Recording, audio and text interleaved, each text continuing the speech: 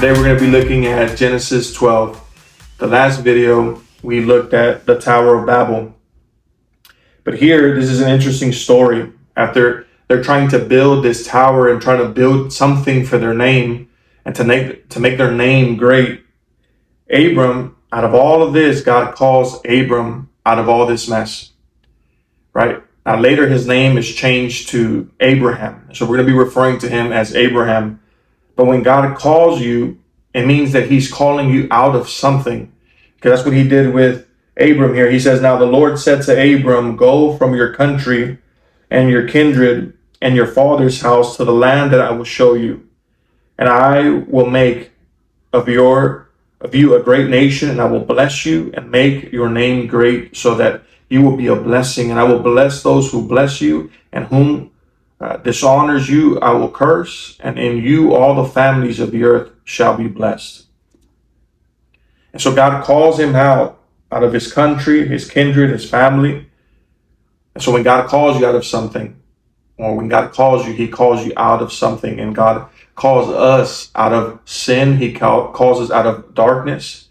And so this is why we can't get comfortable where we're at, because God will call you out. God will call you out of your mess. God will call you out of your lifestyle. God will call you out.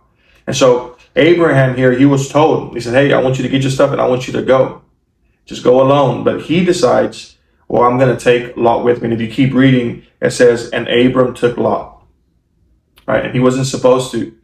And some of us respond to God's calling that way. We try to take something or try to take someone in a relationship. We try to take someone with us when God is calling us out of something, right? Trying to serve God, yet at the same time trying to hold on to something from our past. And so Abraham, he got into situations he could have avoided had he not brought Lot. And I bet you there's things in your life that, man, had I not brought the past with me, had I not brought some of these relationships or some of these things that I'm holding on to, I could avoid a lot of the things that I'm going through right now in my life. And so God is calling us to let go of that. Abraham, this is what I love. This is what I want you to catch in Genesis 12 and verses 7 through 8.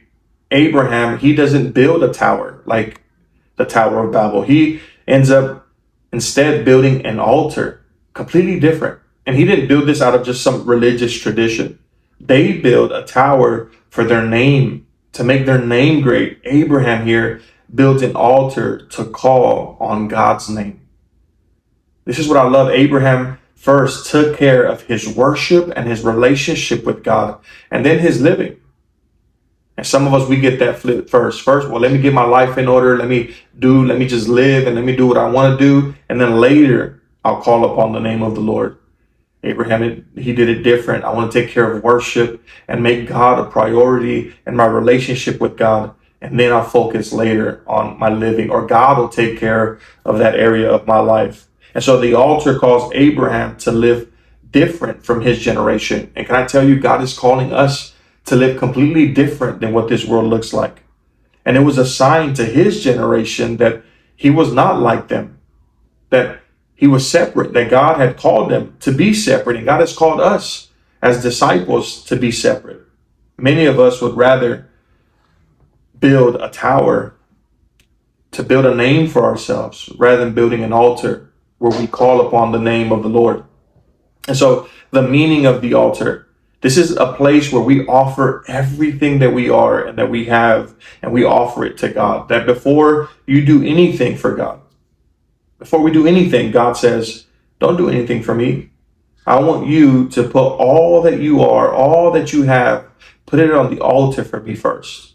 This is a real worship and a relationship with God. Matter of fact, when Jesus with his disciples, he says, you have to carry your cross, die to yourself first, and then come and follow me. So people probably told Abraham that he was crazy because he was wasting time. He was wasting the animals, the money, the food that he was throwing up, the animals that he was putting on the altar. That could be food. That could be money. What are you doing? You're wasting your time. And people will say the same about you. What are you doing? You're wasting your time. You're wasting your resources. You're wasting your money in giving and supporting the church. It means that the altar also means that we don't keep anything for ourselves. It reminds us that we are here on earth for God, that our life is for God, that God is our life.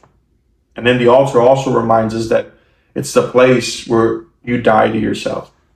It's like the cross where we die to ourselves. You die to your flesh. This is why we go to the altar and your place in prayer, and you just die to your flesh. You die to the sin that is holding you bound, to the things that have taken God's place. Again, Babel built up, but the altar, it brings down. It casts down every idol. It casts down myself, that I make myself an idol. It just brings down everything. And so we must come to the altar and not hold anything back from him. Again, I hope you got something out of this chapter, in chapter 12. And again, comment below. I would love to hear what the Lord is speaking to you.